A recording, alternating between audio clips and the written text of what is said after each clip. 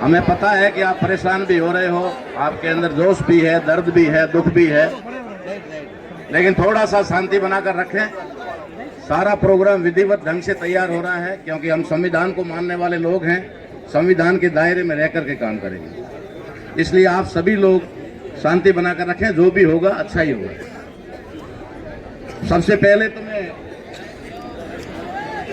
भाई विश्नाराम को लाख लाख सैल्यूट करता हूं और सत सत नमन भी करता हूं, जिसने आज इतनी बड़ी क्रांति को जन्म दिया। और इतनी बड़ी क्रांति के लिए भाई विश्नाराम की ये कुर्बानी कभी खाली नहीं जाने वाली। एक कुर्बानी विश्नाराम ने दी या लाखों की संख्या में विश्नाराम पैदा कर दिए, इसलिए ये विश्नाराम की कुर्बानी कभी खाली नहीं जाएगी। शायद ये कुर्बानी इस उम्र में, छोटी उम्र में उसकी इसलिए हुई है कि बालोतरा और बालोतरा के जिले में भी अत्याचार और अत्याचारियों का अंत होने वाला है। ये अंत कोई और करे या ना करे, लेकिन ये समाज करेगा। जो समाज जागृत हो जाता है, जो समाज अत्याचार के खिलाफ खड़ा हो जाता है, वहां पर कहीं पुलिस और प्रशासन या सरकारों के मोहताज हम नहीं रहते हैं, हम मोहताज नहीं है उनके।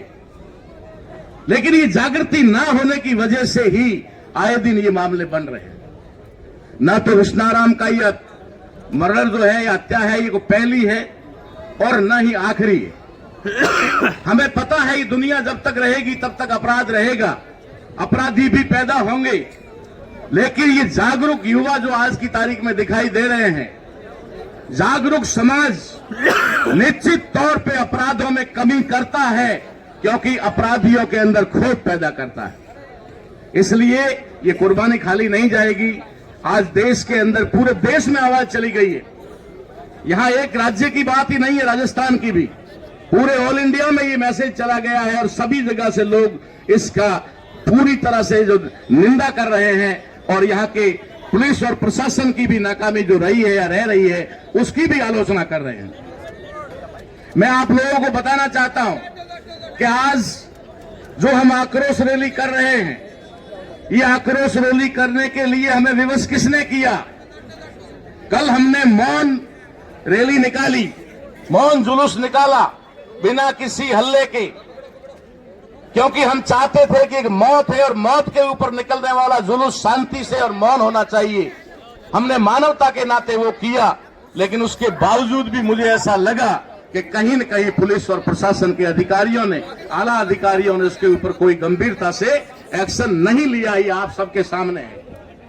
हो सकता है उनकी कोई मजबूरियां हो सकता है कि ये बातें कहने को हो सकती है कि अपराधी अभी हमारे हाथ नहीं लग रहा है, लेकिन मैं इस बात से कतई बिल्कुल सहमत नहीं हूं कि एक मुख्यमंत्री को घर से उठाकर जेल में डाला जा सकता है, लेकिन ऐसे अपराधी को ढूंढकर नहीं लाया जा सकता। ये मैं मान नहीं सकता, इस बात को मैं मान नहीं सकता। जो सिटिंग मंत्रियों को और मुख्यमंत्रियों को उठाकर जेल में डाल सकती है पुलिस, वो पुलिस ऐसे अपराधी को ढूंढकर ना निकाल सके, ये या तो शायद वो अपनी नाकामी खुद बताने की कोशिश कर रहे हैं या फिर अपनी व्यवस्था हमारे सामने जाहिर कर रहे हैं। हम साफ सुथरी बात कहने वाले हैं।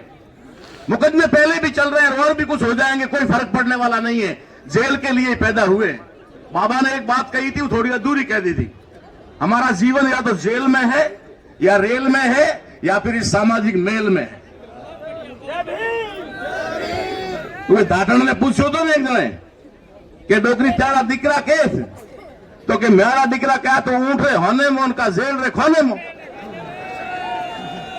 कह तो है, ऊंट रे होने में, ठीक है, क्या बस जेल रे खोने में, तो मोहरन बाबे तो ही धारेड़ो है, ठीक है नहीं, कौन लाल पूरा उड़ा कंप्लीट की उड़ा किलोमीटर में लड़ा उड़ा है, कोई टेंशन वाली बात नहीं है। लेकिन हम अपनी आंखों के सामने ये अत्याचार नहीं होते देखना चाहते और ना देखेंगे ना बर्दाश्त करेंगे।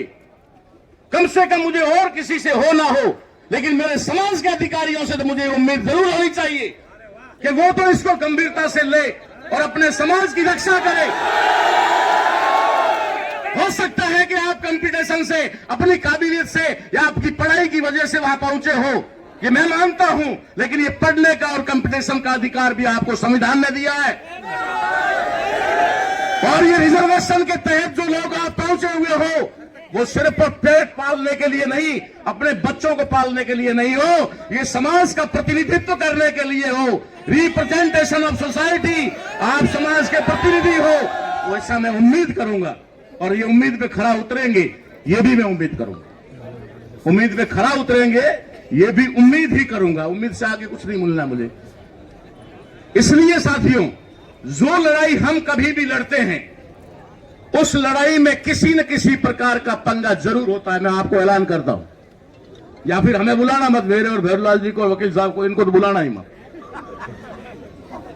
मैंने कहा था, आज देखो आक्रोश रैली के लिए हमें विवश किसने किया है? उन्हीं लोगों ने किया है। मैंने एक निवेदन किया था छोटा सा, अरे ये प्रजा तुम्हारी है, ये जनता तुम्हारी है। एसपी साहब, कलेक्टर साहब, एसपी साहब के तो चर्चे हमेशा मोबाइल पर रहते हैं, वांछित अपराधियों की गिरफ्तारी, फलाना ढीकड़ा। अगर सारा हो रहा है तो ये आपकी गिरफ्त से क्यों बच रहा है? सवाल तो आप पर भी खड़ा हो रहा है। आप मेरे समाज के हो, मुझे गर्व है, लेकिन ये सवाल खड़ा होता है कि आप 6-6 महीने के वांछित आरोपियों को ला करके कटघरे में डाल रहे हो, लेकिन ये अपराधी आपकी आंखों के नीचे से कैसे निकल गया? सवाल खड़ा होता है। इसलिए साथियों, मैं आपसे निवेदन करना चाहता हूं कि ये बहुत बड़ा आंदोलन है, कोई छोटा आंदोलन नहीं है। इस आंदोलन में भी हमारे साथ किसी भी प्रकार की कोई भी बदमाशी हो सकती है, जो समदड़ी में हुई थी, और ये गवाह बैठे हैं। समदड़ी में हुई थी, आपको पता है। मैंने कहा था, फूलचंद जी केपी यहां बैठे हुए हैं, मैंने कहा था यार इन कुछ लोगों पे मुझे डाउट है, इन लोगों को यहां से बाहर कर दो। तो मुझे लोगों ने कहा था कि थाने तो मनक को हुआवे,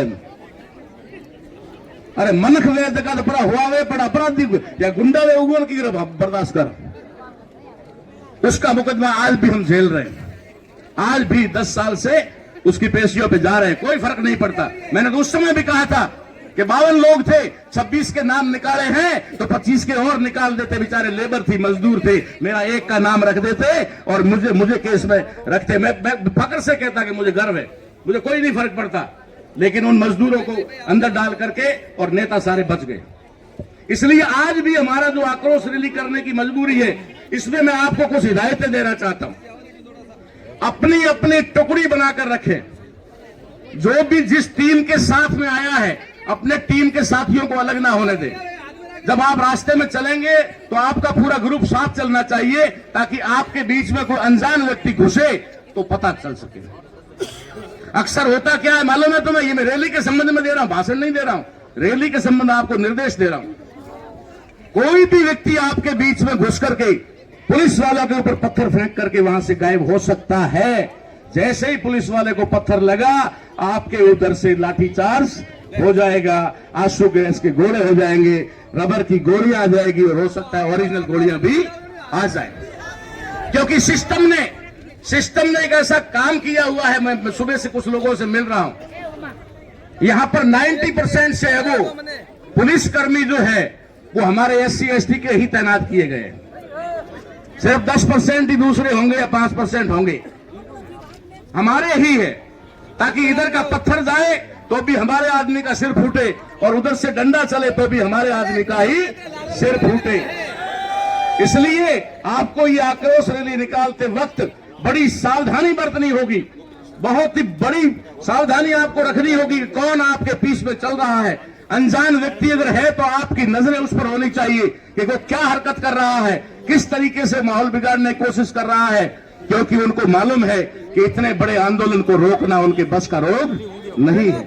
इतने बड़े आंदोलन को रोकना उनके बस का रोग नहीं है, इसलिए वो आंदोलन को विफल करने का प्रयास करेंगे, विफल करने का प्रयास करेंगे, और आपके बीच में ऐसे असामाजिक तत्व आकर के इस आंदोलन को विफल करने का प्रयास करेंगे। इसलिए आप लोगों को पूरा, कल मैंने देखा मौन, 1 मिनट रुक जाओ भाई, मौन रैली होने के बावजूद भी कुछ हमारे युवा अनियंत्रित थे कल, जिनको मुझे रोक करके डांटना भी पड़ा। और आज मैं आपको कह रहा हूं कि कोई पुलिस वाला आपको डंडा या थप्पड़ मारे या ना मारे, मैं जरूर मार दूंगा 2-4 को अगर ऐसी गतिविधि करते दिखे तो। इसलिए आपको पूरा अपने आप पर भी कंट्रोल रखना है और अपने पास में चलने वाले उसके ऊपर भी कंट्रोल रखना है। हमें करना क्या, मेरी बात सुनो। व्यापार मंडल ने हमारा समर्थन कर दिया, 100% दुकानें बंद कर दी, इसका मतलब वो हमारे साथ में है। अगर हम आक्रोश में कुछ करें तो हो सकता है कोई दुकानें बंद ना कर रहा हो, तब हम जबरदस्ती करके बंद करवाएं। वो जबरदस्ती करने की भी हमें आवश्यकता नहीं है, क्योंकि ऑलरेडी पहले से ही सारी क्लोज है, इसलिए हमें उसमें भी कुछ नहीं करना। वो हमारे साथ चल रहे हैं, ठीक है। दूसरी बात, जो घरों में लोग हैं उन्होंने हमारा कुछ बिगाड़ा नहीं है कि हम उनके प्रति कोई आक्रोश व्यक्त करें। अब रही बात हमारा आक्रोश किसके खिलाफ है, हमारा आक्रोश सिस्टम के खिलाफ है। जिस सिस्टम के पास में, जिस व्यवस्था के पास में पावर है और उस पावर का इस्तेमाल करके वो बड़े से बड़े अपराधियों को भी ला करके घुटनों के बल बिठा देते हैं, पीछे हाथ बांध करके, तो ये छोटा सा चवन्नागिरी वाला ये इनके हाथ में नहीं आ रहा है। इसीलिए मुझे डाउट हो रहा है, इसीलिए डाउट हो रहा है कि कहीं न कहीं थोड़ी बहुत भी हो, लेकिन जरूर कोताही तो है। वजह क्या है ये मैं नहीं जानता, वो जानते। इसलिए हमारा विरोध सिस्टम के खिलाफ है, और सिस्टम के खिलाफ हमारा विरोध है तो सिस्टम सारा का सारा संविधान पे टिका हुआ है, इस पे संविधान पे टिका हुआ है। SP, collector, additional SP, DySP, SDM, tehsildar से लेकर सारे जो प्रशासनिक अधिकारी है वो संवैधानिक अधिकारों के। अभी एक छोटी सी बात आई थी और किसी ने कहा, चाहे तोड़ाराम जी ने बताया कि कोई फोन आया और उन्होंने कहा कि आपकी रैली की परमिशन नहीं है। अब संविधान को जानने वाले लोग जानते हैं कि न तो ऐसी रैलियों की कोई परमिशन होती है और ना परमिशन देती। अच्छा, देगा कोई परमिशन? हम कलेक्टर साहब से कहें कि कलेक्टर साहब हम आपके खिलाफ रैली निकाल रहे हैं, इसके लिए परमिशन दो, देंगे क्या? वो नहीं देंगे ना। हाँ, उसकी इंफॉर्मेशन होती है, सूचना उनको देनी पड़ती है कि हम इस रूट से होते हुए ये आक्रोश रैली निकाल रहे हैं और जिसमें किसी भी प्रकार का हम ऐसा कोई कृत्य नहीं करेंगे या जनहानि या कोई माल हानि का हम काम नहीं करेंगे। वो हमारा आक्रोश दिखाने का, आक्रोश का मतलब हम आवाज में दे सकते हैं, नारे लगा के दे सकते हैं, ये कर सकते हैं, लेकिन किसी चीज को हाथ नहीं लगाना है। किसी मार्केट के अंदर फूल से भी अगर किसी की दुकान खुली है, आपको सिर्फ उसे ध्यान से देखना है कि कौन है। जो हमारा है उसने तो बंद कर दी, कोई हमारा नहीं है तो उसने खुली रखी है, उसकी पहचान कर लो कौन हमारा है कौन हमारा नहीं है, बस इतना सा करना। कोई अगर वो अपराधी का कोई सहायता होगा तो खुली लेके बैठा होगा, तो उसको हम रोक नहीं सकते, भले रोक कर ले, कोई बात नहीं। तो साथियों, हमें ये पूरी सावधानी रखनी है। 2 बजे के समथिंग हम लोग यहां से रवाना होंगे। पूरी जो अनुशासन बना करके हमें रखना है। जो भी साथी चलेंगे, मीडिया के कुछ 8-10 लोगों के अलावा कोई भी रैली में आगे फ्रंट में बैनर के आगे नहीं रहेगा, नहीं तो मुझे उसे घसीट कर पीछे करना पड़ेगा।